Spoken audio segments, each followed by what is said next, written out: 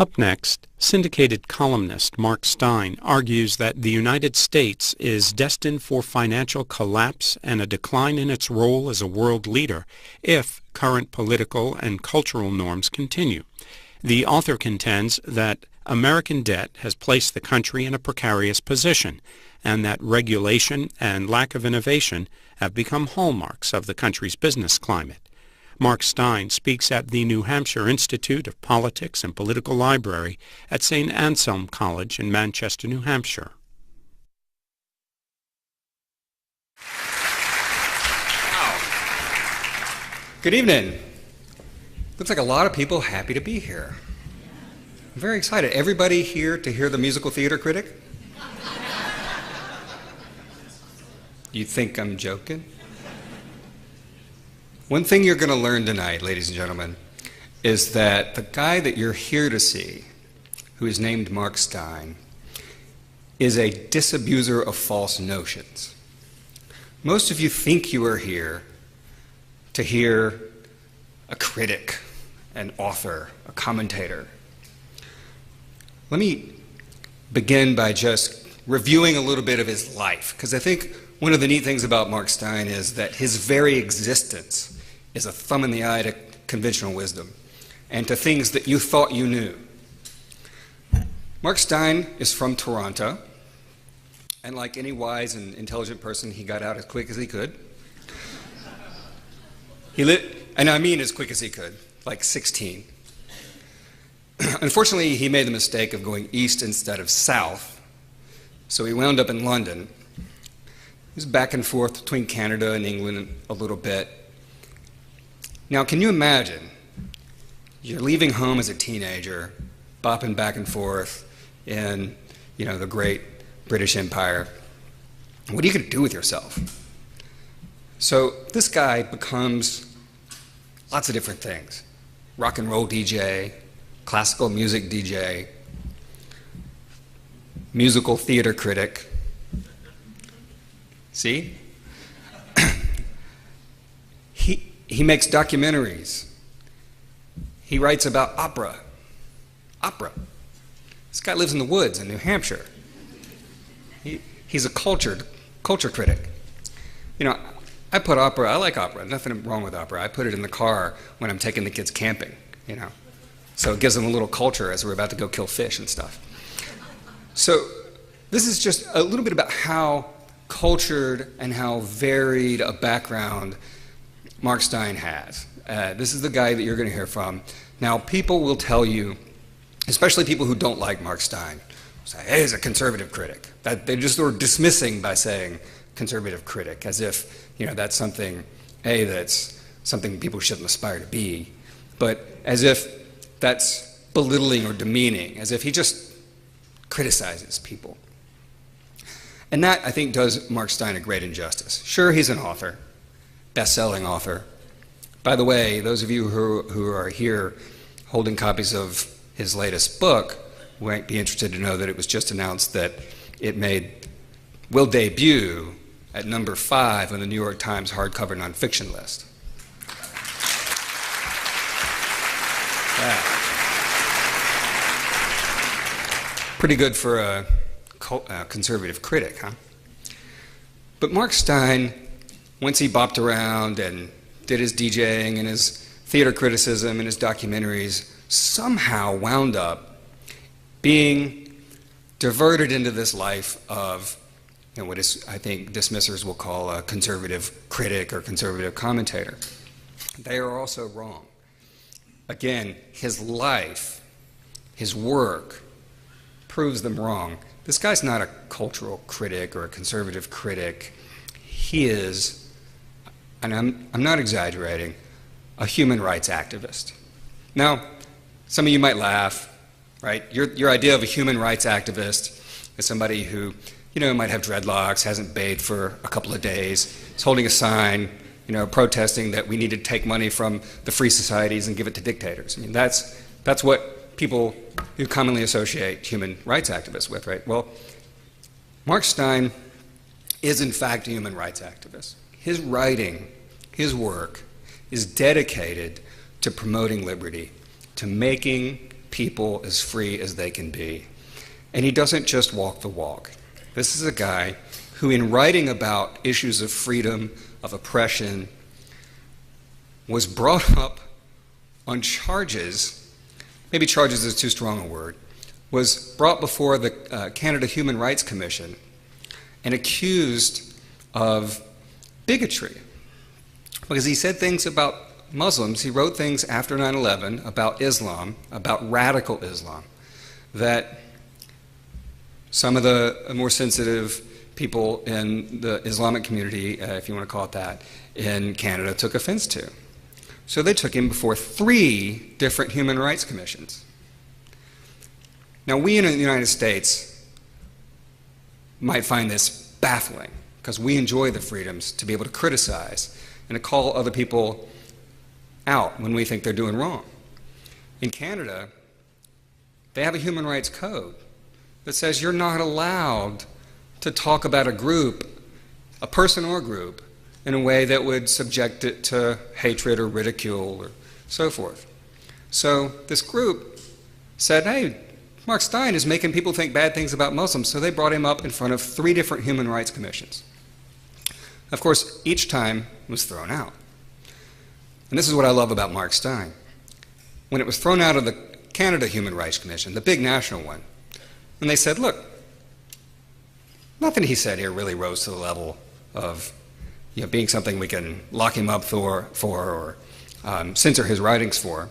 Although in Canada, I think it's kind of frightening that there is such a thing as a Human Rights Commission that does have the power to, as the people who brought him up to the commission wanted, to direct him and his publication and what to say.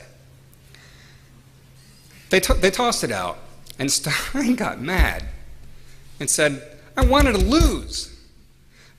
I wanted to lose so you would take it to court, a real court, with real laws, so we could put this notion to rest and we could free the people of Canada. That's the kind of person that Mark Steyn is. That's the kind of human rights activism that I think is so critical and so important today, and that you're about to hear a lot about. So with that, let's please welcome Mark Steyn.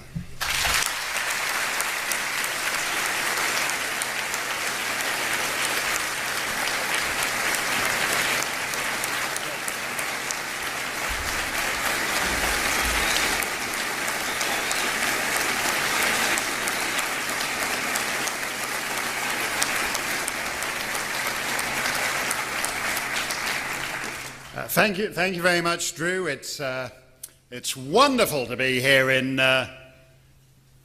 what the hell state are we in again, Drew? Oh right, my state, New Hampshire. I hope he's sure about that. It's weird, I never recognized the bit with indoor plumbing. We were supposed to be getting that in my part of the state under the stimulus package, but it fell off the back of the truck somewhere up I-93, so we never did. He mentioned opera, Drew, in his introduction, and it's true. I used to introduce opera on the television a long time ago, and a neighbor of mine in up north who does sugaring, and the opera were coming. I notified him that the opera were making a rare appearance, some opera company, in Lebanon, New Hampshire. So he thinks, because he's like in the woods, he'd like to see what this opera thing is all about. And we get a couple of tickets, and he's on his way down there in his pickup truck with his wife, and he gets pulled over by the cop for speeding. And the guy asks for for license and registration. He opens the glove box, and 3 guns fall out. It's not in there. He pulls up the thing in the middle, and he pulls out another like 5 or 6 guys. It's not license register. He says, I know it's around here somewhere. So he like plows around the back seat, tossing, another 5 or 7 guns over on top of his wife. And eventually the cop gets bored and says, okay, forget it. Just bring it in to the police station in whatever it is, the next 7 days. By the way, where are you going in such a hurry? And he goes, to the opera. No, you laugh. It makes sense to pack heat at the opera. If you've ever been at a first night at La Scala in Milan, those arguments can get serious. I want to say something before we get going tonight. If you're from New Hampshire, and you listen to me very, very, very, very carefully, you may just hear a very, very faint trace of just a little smidgenet of a wee something in the accent that might lead you to believe that I'm not a Granite State native. I don't want you to worry about it. It's a malfunction in the sound system. We spent all afternoon trying to fix it. The engineers from St. Anselm's worked on it non-stop, but it's some kind of miswiring. We couldn't do anything about it. But if you go home and you catch this speech when it's shown on your television, you'll find that I've been digitally remastered back into my native North Country Yankee accent, so there's nothing to worry about. I just don't want to distress any of you tonight. I love this state. I discovered it by accident, and I thought it was beautiful, and I figured it would be nice to get a little ski condo for maybe a couple of ski weekends a year and perhaps a week's vacation in the winter months. Drew was asking how I wound up in New Hampshire just before we came out.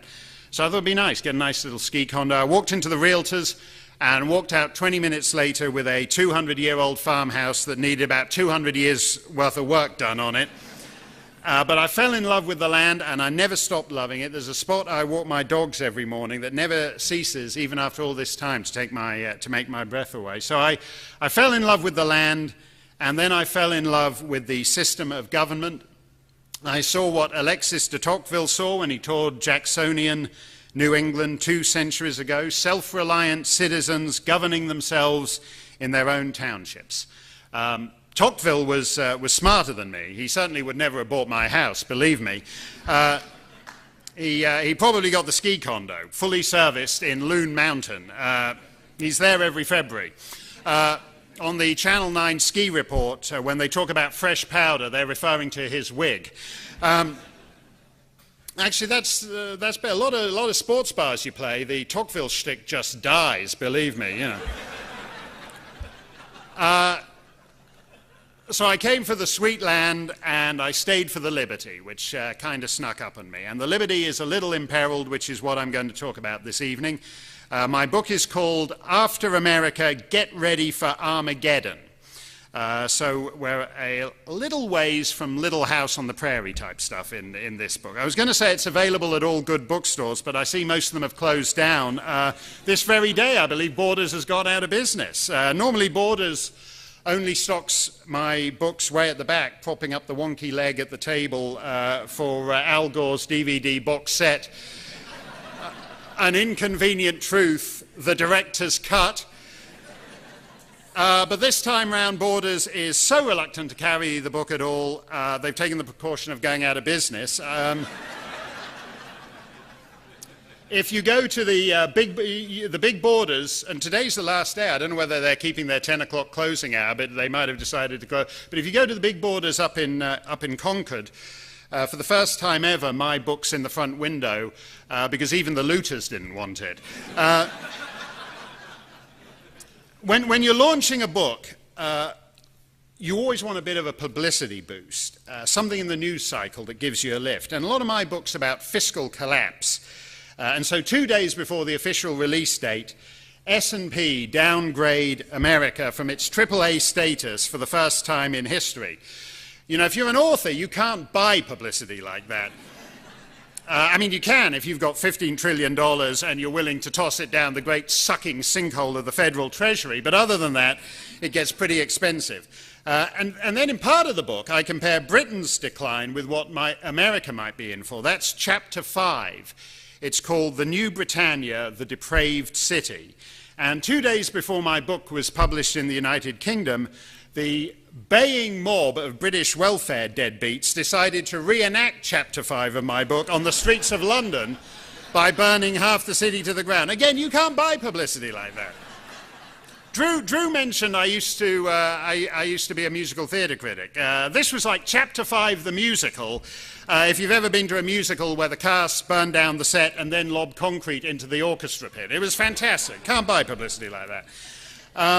But the news cycle moves on, and by the end of the week, everyone was all agog about the Iowa straw poll of presidential candidates, and Congresswoman Michelle Bachmann is going up and down the state, Indianola, Waterloo, quoting my book at every stop in Iowa, and she wins the Iowa straw poll, and then she quotes my book on Meet the Press. So between the downgrade and the London riots and Michelle Bachmann, I had a pretty great opening week publicity-wise.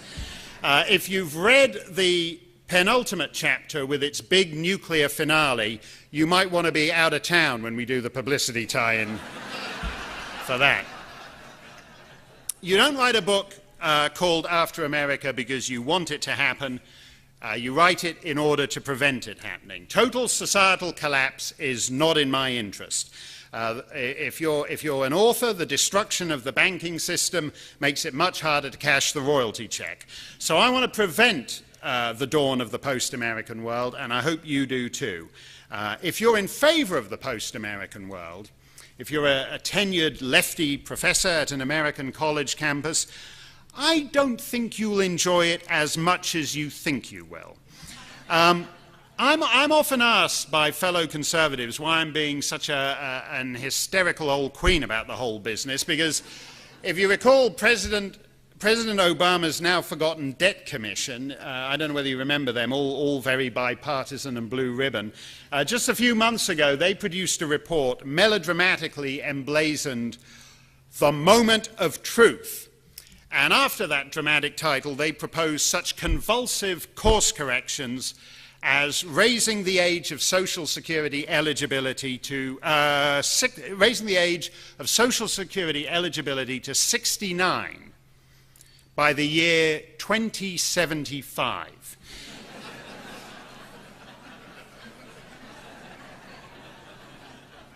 So with wake-up calls like that, we can all roll over and sleep in for another half century, right? But some of us have been here before. We foreigners know the smell of decay. We've lived it, and when we get the whiff of it in our nostrils in America today, that's a very worrying sign. We have an advantage over you natives. We're the canaries in the coal mine. We know what that smell means. Let me quote another foreigner who spends part of the year over the border in Massachusetts. Last year, Niall Ferguson, professor at Oxford and Harvard, joined such eminent thinkers at the Aspen Ideas Festival as Barbara Streisand and James Brolin. And Professor Ferguson told Barbara Streisand, quote, "Having grown up in a declining empire, I do not recommend it. It's just not a lot of fun, actually, decline," unquote. And he's right. It's not. It really isn't. You don't want to go there, and we're well on the way there, deep in decline and heading for the fall, and one hell of a fall. We're not like Greece or Portugal or Ireland or Iceland. The scale is entirely different. No one uses the T word, trillion, in Lisbon or Dublin. That word is unique to Washington. And when a multi-trillion-dollar catastrophe slides off the cliff, it lands with a much bigger thud than Iceland or Portugal do. One of the saddest aspects of the present debate is the assumption that American decline will be as comfortable for Americans as British decline was for Britons when the Pax Britannica yielded to the Pax Americana after the Second World War. Dream on. That was the smoothest transfer of global dominance in history, and it isn't going to go that smoothly next time round, and next time round's already underway. By 2016, according to the IMF, the world's leading economy will be a communist dictatorship. That's in 5 years' time. Now think about that. If the IMF is right, the guy you elect next November will be the last president of the United States to preside over the world's leading economy. And instead, the preeminent economic power will be a one-party state with a communist Politburo presiding over a largely peasant population with no genuine market, no human rights, no property rights, no rule of law, no freedom of speech, no freedom of the press, a land whose legal, political, and cultural traditions are as alien to its predecessors as could be devised. And it will not merely mark the end of a 2-century Anglophone economic dominance, but even more civilizationally startling. Unlike the Americans and the British and the Dutch and Italians before them, the leading economic power will be a country that doesn't even use the Roman alphabet.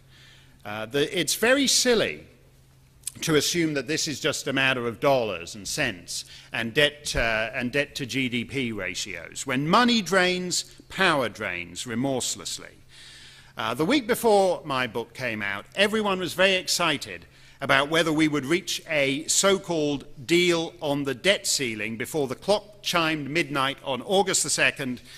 Remember all the big fuss about this? August the 2nd is looming, it's coming, it's approaching.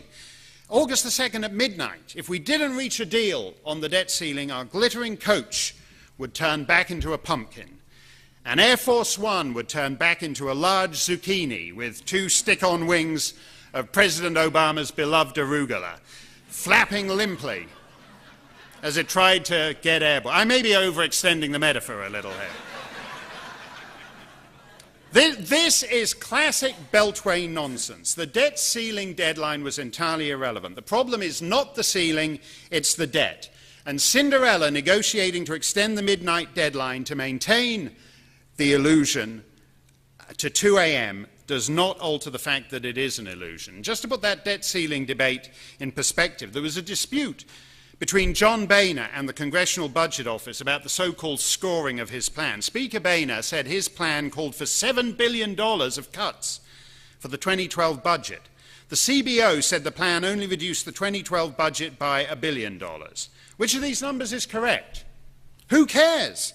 The $7 billion that John Boehner calls, quote, a real enforceable cut for financial year 2012 represents what the government of the United States currently borrows every 37 hours. In other words, between now and the time and the end of the week, we will have borrowed back every dime of those painstakingly negotiated savings. If the CBO's scoring is correct, that it reduces the 2012 deficit by just $1 billion, then the cut represents what the United States borrows every 5 hours and 20 minutes. In other words, in less time than it takes to drive from my pad upstate to St. Anselm's and back, in the time it takes to watch Harry Potter and the Deathly Hallows Parts 1 and 2 with a bathroom break in between, all the savings of this painstakingly negotiated plan will have been borrowed back. 7 billion or 1 billion? Who cares who's right? That's a choice between dead or deader. A month of shuttling back and forth between the Capitol and the White House for a, quote, real enforceable cut of $1 to $7 billion? Let me give you some numbers that are rather more relevant. Within a decade, the United States will be spending more of the federal budget on its interest payments than on its military. That's to say, more on debt service than on the armed services. And according to the CBO's long-term budget outlook, by 2020, the government will be paying between 15% and 20% of its revenues in debt interest, and defense spending will be down between 14% and 16%. So America, just to get this in perspective, America is responsible for about 43% of the world's military expenditures. Within a decade, America will be spending more on debt interest. And this is not paying off the principal. This is like when you get your MasterCard at the end of the month, you can't pay off any of the debt. All you can do is just stay current with the monthly interest charge. Our monthly interest charge will be more than the combined military expenditures of China, Britain, France, Russia, Japan, Germany, Saudi Arabia, India, Italy, South Korea, Brazil, Canada, Australia, Spain, Turkey, and Israel. You add up all their military budgets, that's our interest charge on the debt. By 2015, by the way, and that's if they stay at their current historic low, if they were to return to what they've averaged in the last 20 years, about 5.7%, America will be spending more than the planet's entire military budget on debt interest. By about 2015, we will be covering the entire cost of the People's Liberation Army of China. That's what you guys have to pay for.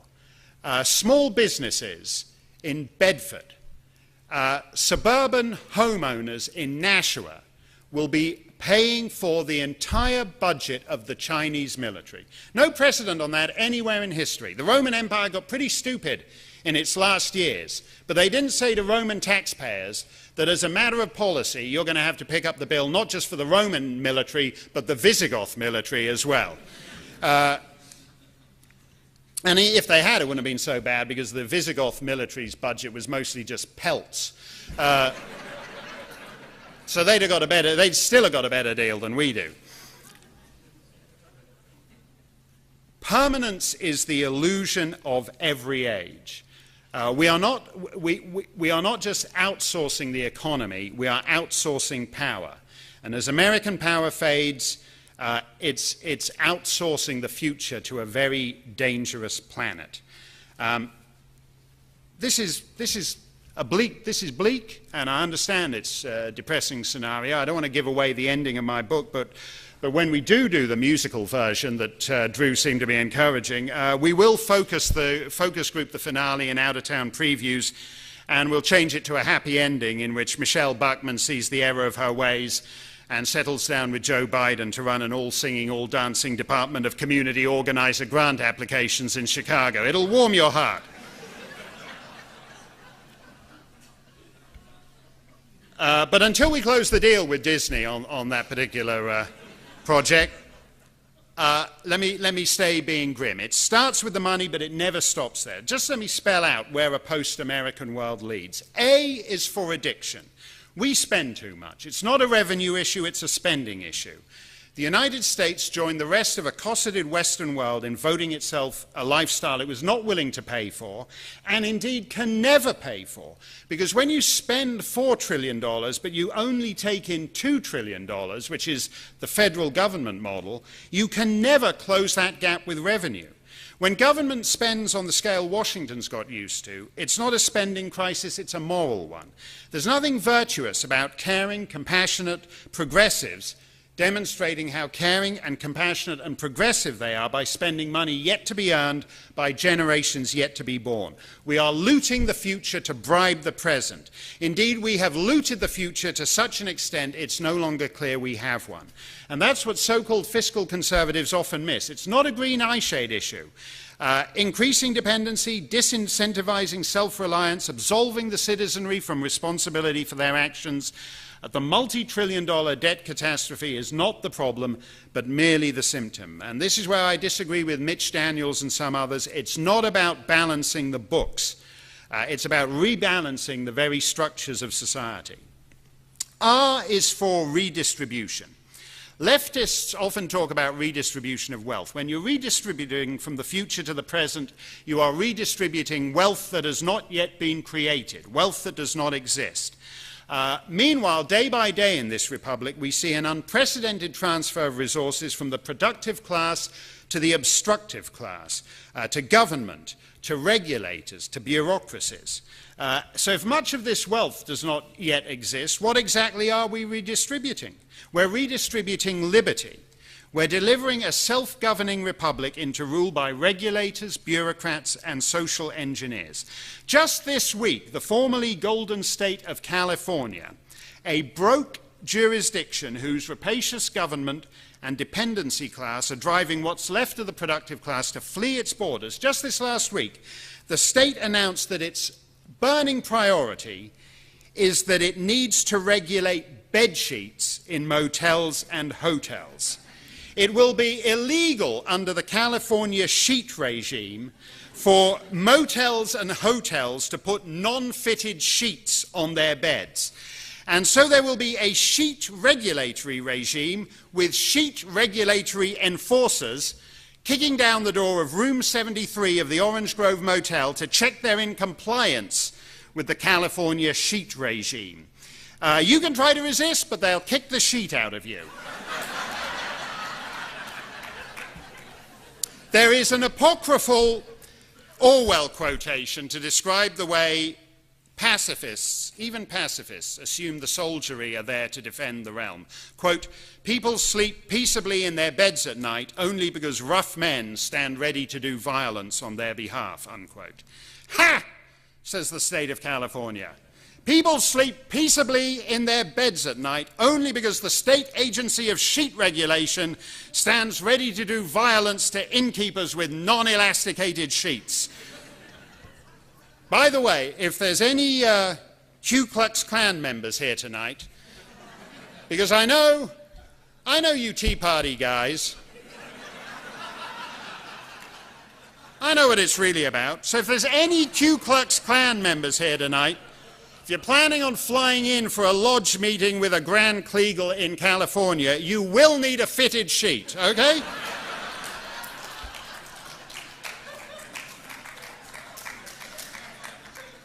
When Canada decriminalized homosexuality, Pierre Trudeau said the state has no place in the bedrooms of the nation.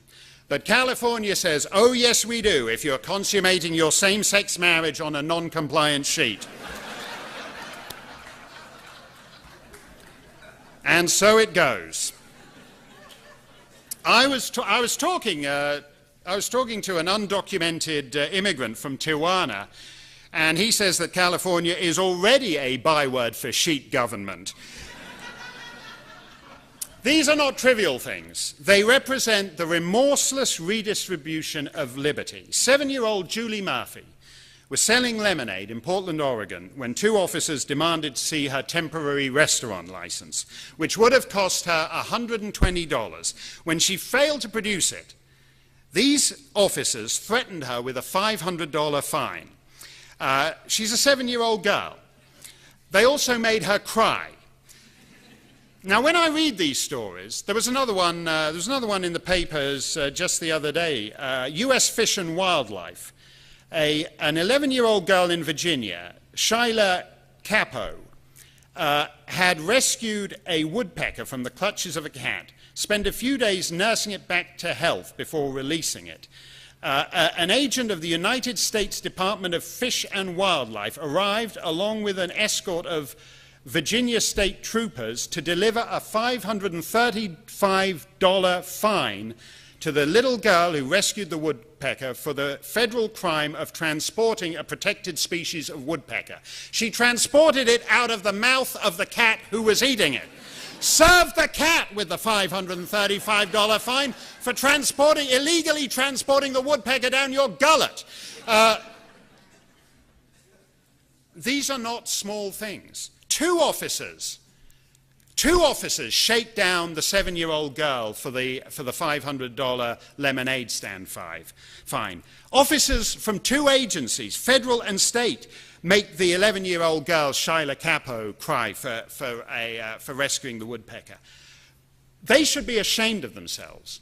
This is not a small thing. They do not understand the relationship between the citizen and the state. When I read these stories, I'm always reminded of Saudi Arabia's religious police, the Mutaween, the Commission for the Promotion of Virtue and Prevention of Vices. Except in this case, our religious police, the religion they're enforcing is state power. Perhaps like the fierce, bearded men of the Mutaween, the cheerless scolds of Permit Stan could be issued with whips and scourges to flay the grade school sinners in the street, the way the Mutaween do in Riyadh and Jeddah. When life hands you lemons, you make lemonade and then watch the state enforcers turn it back into sour fruit. Ask yourself this. It's exactly the same thing as with gun control. Gun control is not about guns, it's about control. Woodpecker control is not about woodpeckers, it's about control. Lemonade control is not about lemonade, it's about control.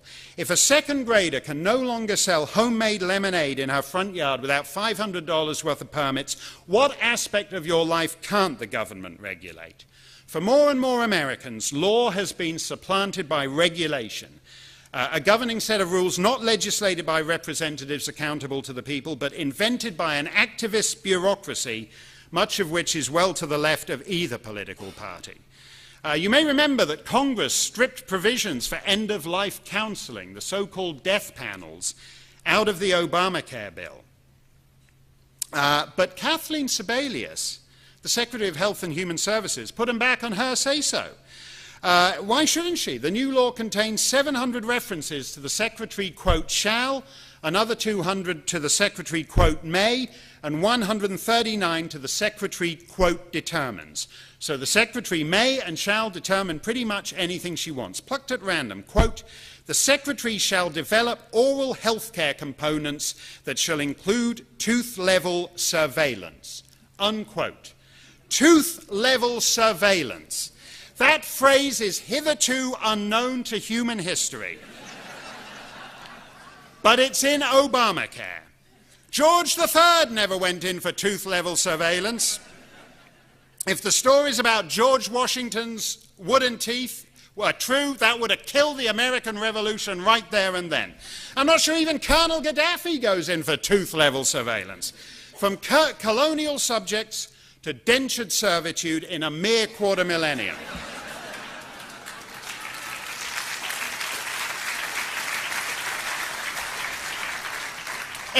M is for monopoly. M is for monopoly. I mentioned a moment ago that the Aspen Ideas Festival has great thinkers like Barbra Streisand. So I would like to cite another great thinker, George Harrison of the Beatles.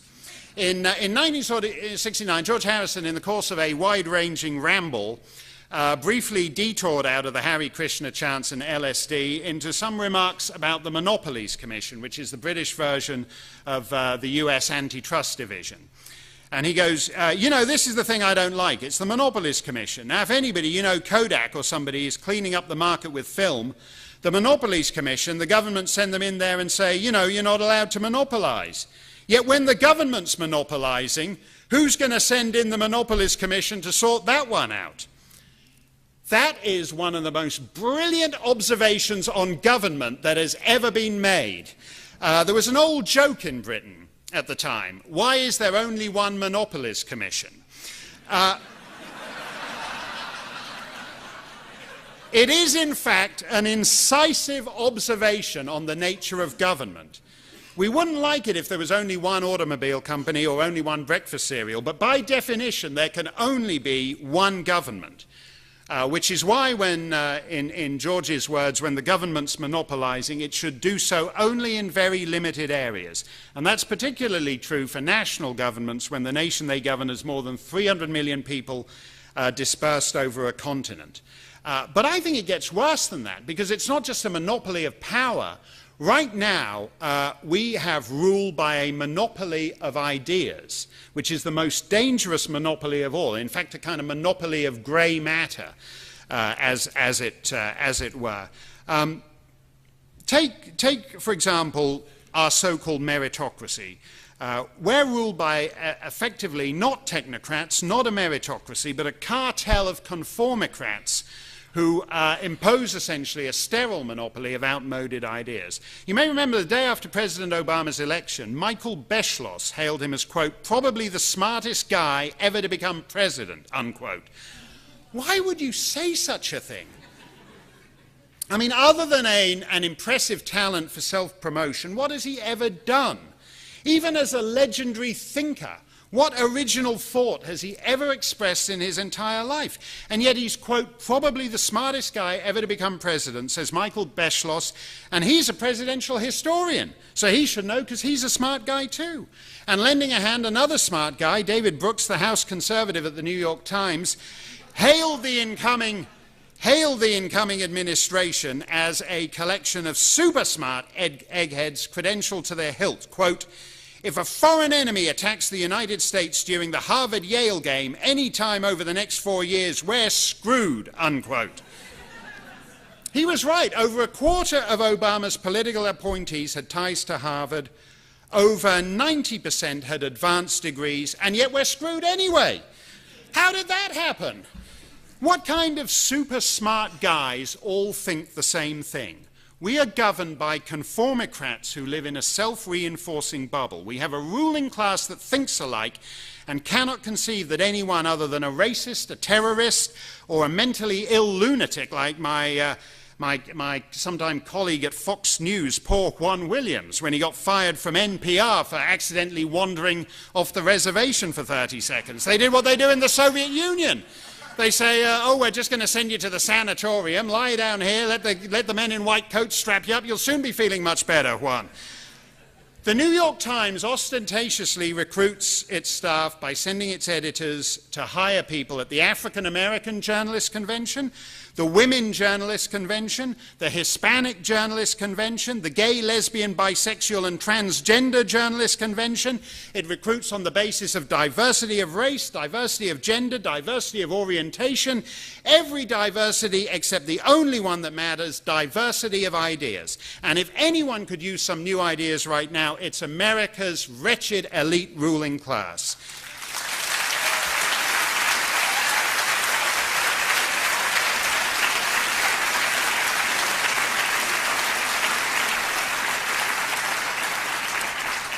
A is for arteriosclerosis, which is really the shortest answer to Obama. Yes, we can. No, we can't. Have you tried to?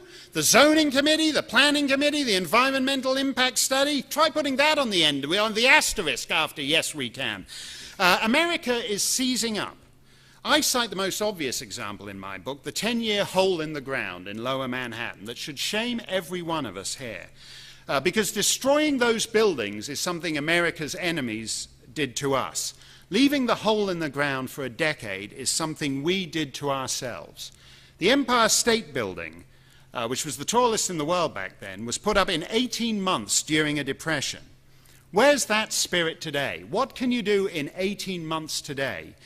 At that 10-year hole in the ground in Lower Manhattan is profound and eloquent in what it's telling us about American sclerosis. G is for global retreat.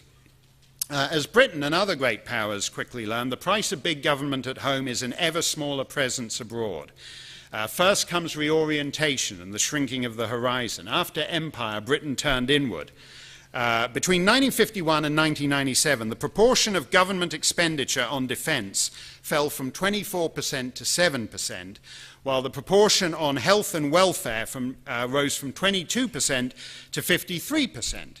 And that's before Tony Blair's new Labour government came along in 1997 to widen the gap even further. Now, I'm sure, you know, for that 53% welfare spending, you saw what a bang for the buck they got in the scenes on your TV screens this last week.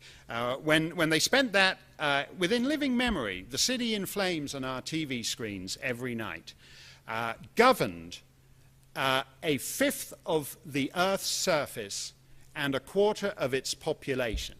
It then inverted its priorities and spent all that money on its nanny state charges at home, with what spectacular results you can see if you've made the mistake of booking a trip to historic London in the next 6 weeks. Good luck with that.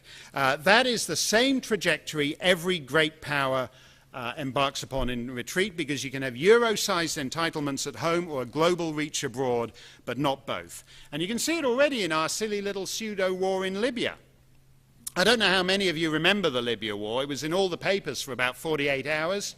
It's still going on out there, apparently, and then it fell off the radar screen. I believe it's in the Guinness Book of Records for the world's fastest quagmire, so there is that to be said for it. The president spent the first month of the war telling the American people, oh, you don't need to worry, we're not running this show, we're just along for the ride, we don't go to the meetings, the point of the war is on a need-to-know basis, and we don't need to know, it's not a war, it's a kinetic scope limited action.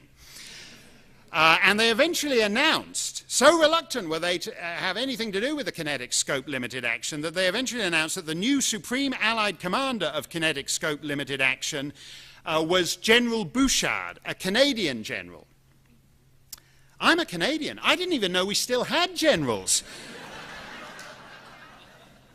But I said on Fox News that week that as much as I like the idea of Canadian military commanders randomly invading Muslim nations, I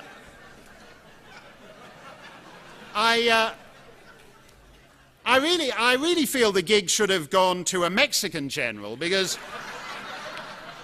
after all, President Obama had pretty much spent the previous month insisting that this is a job Americans won't do, so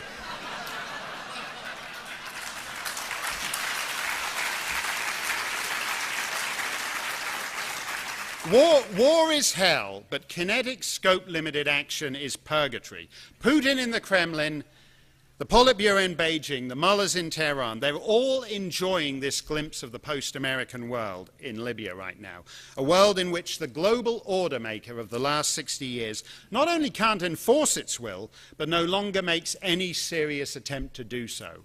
They're looking forward to that world.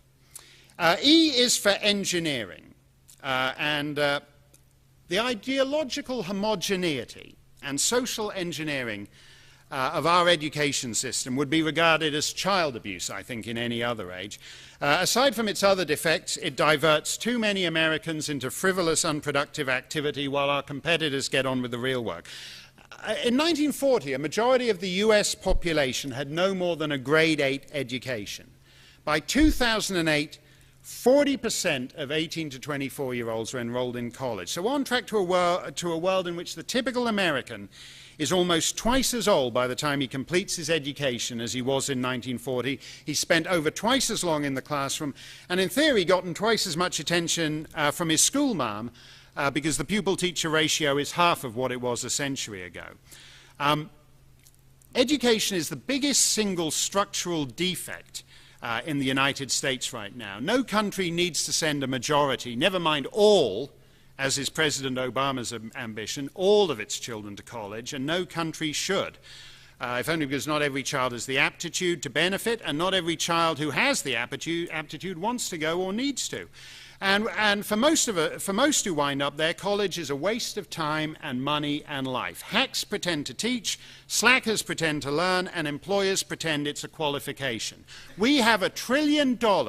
American individuals hold $1 trillion just in college debt.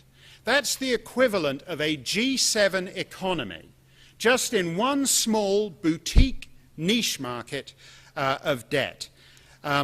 You'll recall that before she ascended to the throne of First Lady, Michelle Obama worked for the University of Chicago Hospital. She wasn't a nurse, she wasn't a doctor, she wasn't even a janitor.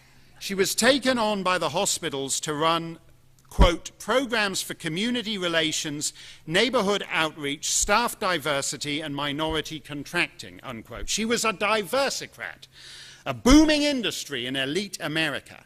In 2005, just as her husband was coming to national prominence, by strange coincidence, the happy coincidence with which the ruling class in Chicago are often blessed, she received an impressive $200,000 pay raise and was appointed Vice President for Community and External Affairs in charge of managing the hospital's business diversity program. Mrs. Obama famously complained that America is, quote, just downright mean, unquote. And you can see what she's getting at. She had to make do with a lousy $316,962 plus benefits for a job so necessary to the hospital that when she quit to become First Lady, they didn't bother replacing her. Leave corporate America. That's what she boasted she did. Yes, indeed, it makes sense. Leave corporate America and get a non-job as a diversity enforcement officer. That's where the big bucks are. You go over the Connecticut River to our neighbors in Vermont, and if you go to any Vermont college and talk to the students, the ambition of most of them is to work for a, quote, non-profit. Sounds so nice, doesn't it? The entire state of Vermont is a non-profit.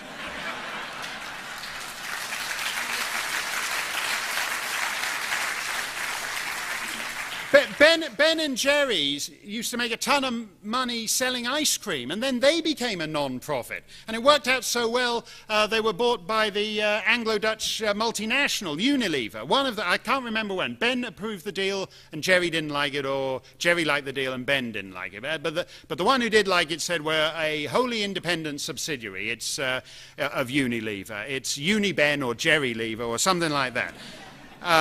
And the other guy just gets on with all the non-profit stuff now. So that the entire state of Vermont is a non-profit.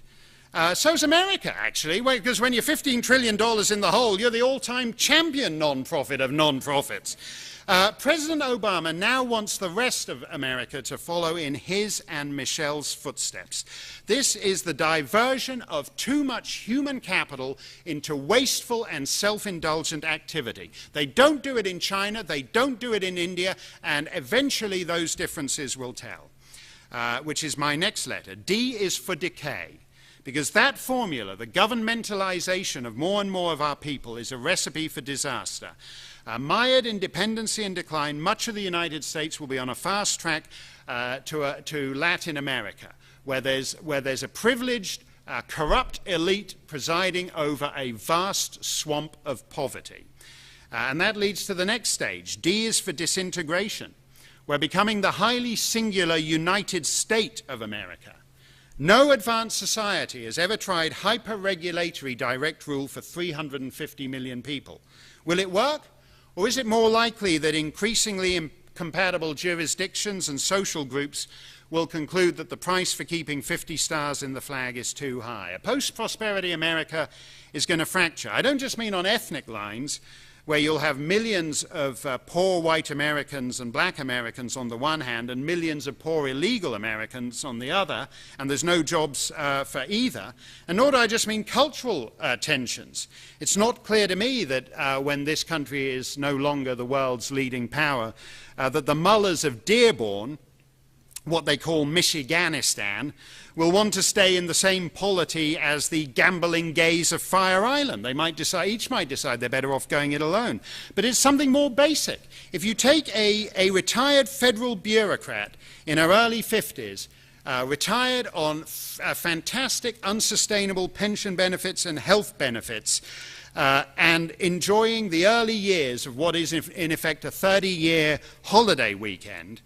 She lives at 26 Elm Street. The guy at 24 Elm Street went to exactly the same school as her, but he doesn't get the 30-year holiday weekend. He's got to go to work at his hardware store every day until he drops dead to fund the lavish retirement benefits of his neighbor, and a retirement that he will never know. Those two people cannot coexist in the same street any more than they can in Athens or in London. Another chasm, young versus old. What's left of American youth will be taxed to the hilt to pay for the retirement and medical care of a baby boom generation who enjoyed a life of American prosperity that their kids will never know. Look at the flash mobs. Look at the gleeful rampage at the Wisconsin State Fair and ask yourself whether there'll be more or less of that in a post-prosperity America. O is for open season. I said earlier, if you find it hard to imagine a world without America, that the Russians, the Chinese, and the mullahs don't, and they're making plans for it. For 60 years, the American security umbrella has absolved the wealthiest nations on the planet from paying for their own defense, and they've gotten used to it. The United States Army lives in Germany. If you like the German welfare system, as many Americans do, good for you, because you're paying for it, because you freed up the German military budget so they could beat their swords into welfare checks. Now we've decided we'd like to live like the Swedes and the Belgians, but without a sugar daddy to take care of us as we took care of Europe. We live on a planet in which North Korea is assisting the Iranians with their delivery systems, and the Iranians are promising to share their nukes with Sudan. North Korea has an undetectable GDP. It doesn't just have a low GDP, it has a GDP that is not statistically measurable when you compare it with Gabon. There is no GDP. All they export are nuclear technology and knockoff Viagra. You cannot measure North Korea's GDP, but it's a nuclear power. We face the prospect of a world in which the wealthiest societies in history, from Norway to New Zealand, are incapable of defending their borders, while third world basket cases go nuclear. How long do you think that arrangement is going to last? And on that kind of planet, it's not hard to figure out what comes next. N is for nukes away. So I've just spelt out letter by letter the thesis of my book. A is for addiction, R is for redistribution, M is for monopoly, A is for arteriosclerosis, G is for global retreat, E is for educational social engineering, D is for decay, D is for disintegration, O is for open season, N is for nukes away. Put them all together, they spell. Yes, ARMAGEDDON.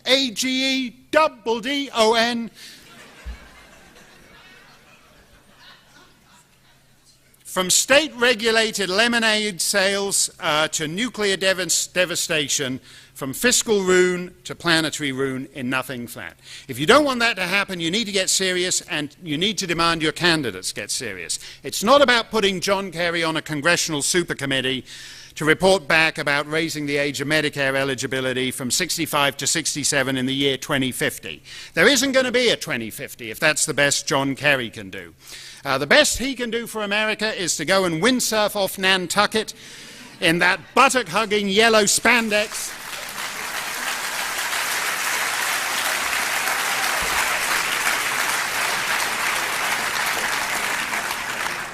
Boy, that got a bigger cheer than the Tocqueville shtick.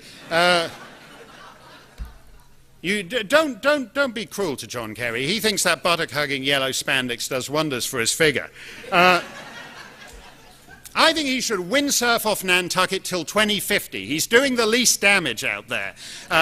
Let's not let him make landfall till 2050, and we might just get out of this thing. Those of us on the receiving end of John Kerry's genius need to understand that it's not about mid-century, it's about mid-decade, it's about right now. The United States is still different. You know this. In the wake of the economic meltdown, the decadent youth of France rioted over the most modest of proposals to increase the retirement age.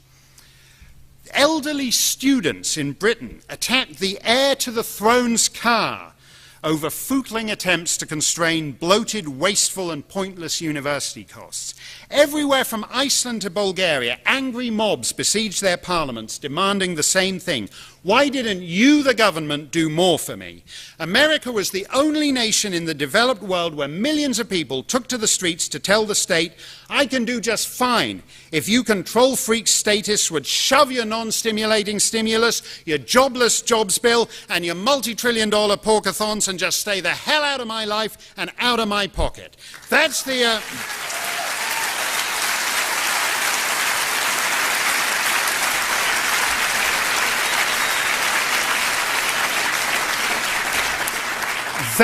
That's the America that has a sporting chance. Even as America's spendaholic government outspends not only America's ability to pay for it, but by some measures the planet's, even as it follows Britain into the dank pit of transgenerational dependency and a failed education system and unsustainable entitlements, even as it makes less and less and mortgages its future to its rivals for cheap Chinese trinkets, most Americans, including far too many of my friends on the right, assume that simply because they're American, they're insulated from the consequences. I had this with my friends on Fox News last week when I said you couldn't seriously argue that we didn't deserve the downgrade. You couldn't seriously argue that this nation was triple A with $15 trillion worth of debt. And my friends on Fox News, the most right-wing guys in the American media said, what do you mean? Of course we're AAA. We're better than AAA. We should have a quadruple A category just for us. These loser countries in the 18 countries in the AAA category. They're loser nations. They can't compare with us. We need to understand we are not AAA. When you've got $15 trillion in debt, you can't be AAA. When you've got 10 times that in unfunded liabilities, you can't be AAA. Cecil Rhodes, the great British imperialist, actually wasn't a great British imperialist, remarkably unpleasant man, but he did leave one memorable... Forgot where I was for a minute there. I got to remember, the Tocqueville shtick gets a big cheer in New Hampshire. The Cecil Rhodes cheer gets big cheers when you're in South Africa. I got to remember. I took the wrong assimilation pill before I walked on. Cecil Rhodes, the deplorable British imperialist, distilled the assumptions of generations when he said that to be born an Englishman was to win first prize in the lottery of life. And on the eve of the Great War, in his play Heartbreak House, George Bernard Shaw turned the thought around to taunt a ruling class too smug and self-absorbed to see what was coming. Do you think, he wrote, the laws of God will be suspended in favor of England because you were born in it? In our time, to be born a citizen of the United States is to win first prize in the lottery of life. And as Britons did in Cecil Rhodes' day, too many Americans assume it will always be so. Do you think the laws of God will be suspended in favor of America simply because you were born in it? Think carefully about that question. When you live in the North Country, when you live in a state where the weather spends 6 months of the year trying to throttle the life out of you, one thing you understand is the fragility of civilization. Back in the spring, I was walking on an abandoned Class 6 road behind my house with my 2 boys one morning when we noticed a huge mama bear rearing up in the trees just off to our left. And then just ahead of us, we noticed one little cub, and behind us another little cub. And we were in the middle. And my boys were excited, but a little scared.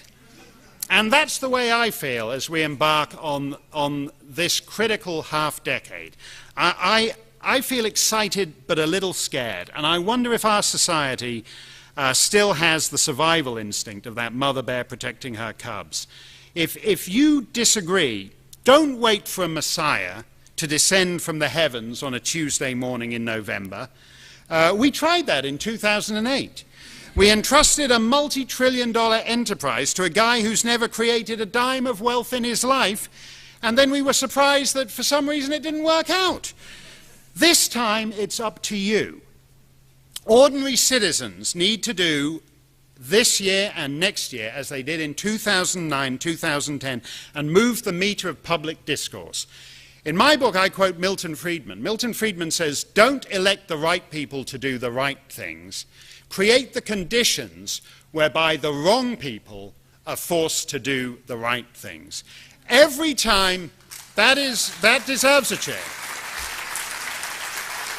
There should be nothing controversial in that, because he's absolutely, every time you see Obama go and give a speech and someone has taken the precaution of loading up some lame boilerplate into his prompter about how we need to get our fiscal house in order and we need to control the deficit. The only reason he's even pretending to care about it is because the meter of public discourse was moved in 2009 and 2010. He's the wrong person being forced to pretend that he wants to do the right thing. Let's keep changing the discourse until the wrong people are actually forced to do the right thing. Milton Friedman is right about that.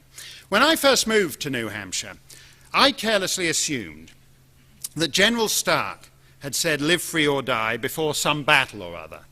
I thought it was a bit of red meat to rally the boys for the charge, a touch of the old, Henry V at Agincourt routine. And then I discovered that our state's great Revolutionary War hero had made his creed occur decades after the cessation of hostilities in a letter regretting that he would be unable to attend a dinner. And in a strange way, I found that even more impressive, because in extreme circumstances, many of us can rouse people to rediscover the primal impulses in the way that the brave men on Flight 93 did. They took off on what they thought was a routine commuter flight, and when they realized it wasn't, they went into General Stark mode and cried, "Let's roll." But it's harder to maintain that live free or die spirit when you're facing not an immediate crisis, but just a slow, unceasing ratchet effect, which is, in stable societies, unthreatened by revolution or war within their borders, always the way liberty falls, traded away to the state incrementally, painlessly, all but imperceptibly. Live free or die sounds like a battle cry. We'll win this thing or we'll die trying. Die an honorable death, but in fact it's a prosaic statement of the obvious, of the reality of our lives in the prosperous West. You can live as free men, but if you choose not to, your society will surely die. Live free or die, it's New Hampshire's choice, it's America's choice, so make the right call, because the fate of our world depends upon it. Thank you very much indeed.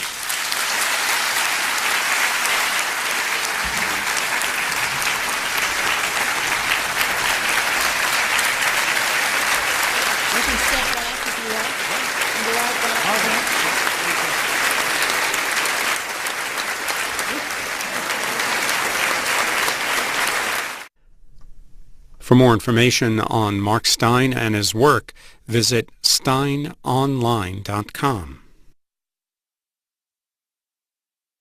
Him and his publication and what to say.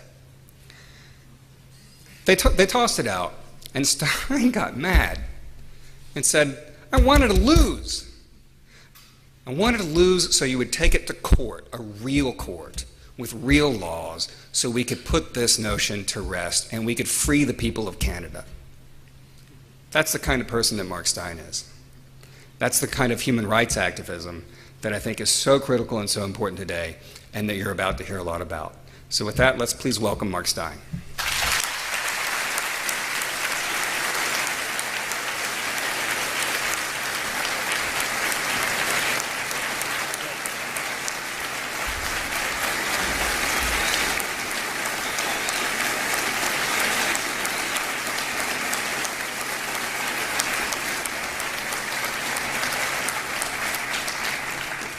Thank you very much, Drew. It's wonderful to be here in what the hell state are we in again, Drew? My state, New Hampshire. I hope he's sure about that. It's weird. I never recognized the bit with indoor plumbing. We were supposed to be getting that in my part of the state under the stimulus package, but it fell off the back of the truck somewhere up I-93, so we never did. He mentioned opera, Drew, in his introduction, and it's true.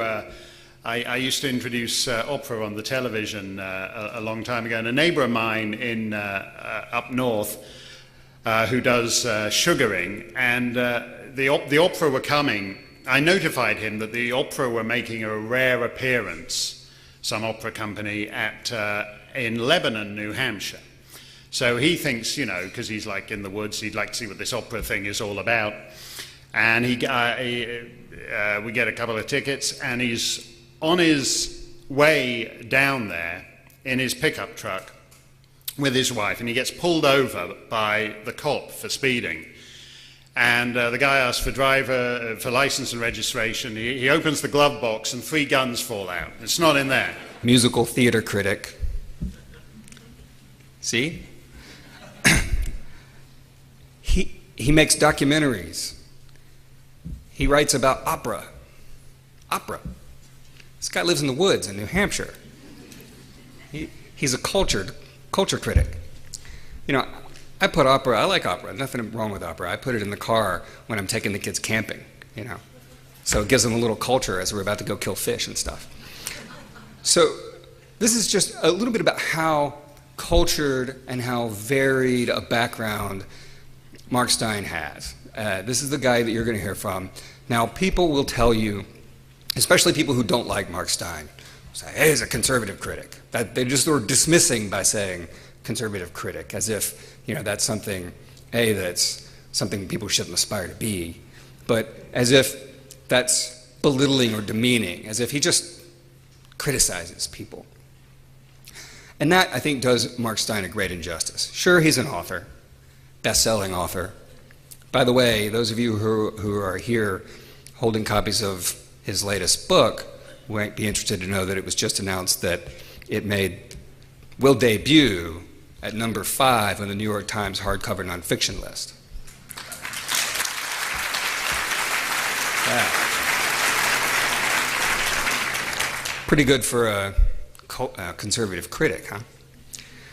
But Mark Steyn, once he bopped around and did his DJing and his theater criticism and his documentaries, somehow wound up being diverted into this life of what is, I think, dismissers will call a conservative critic or conservative commentator. They are also wrong. Again, his life, his work, proves them wrong. This guy's not a cultural critic or a conservative critic. He is, and I'm not exaggerating, a human rights activist.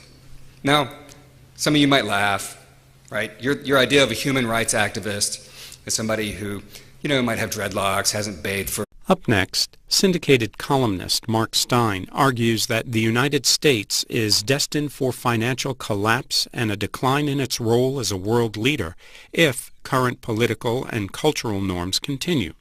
The author contends that American debt has placed the country in a precarious position, and that regulation and lack of innovation have become hallmarks of the country's business climate. Mark Steyn speaks at the New Hampshire Institute of Politics and Political Library at St. Anselm College in Manchester, New Hampshire.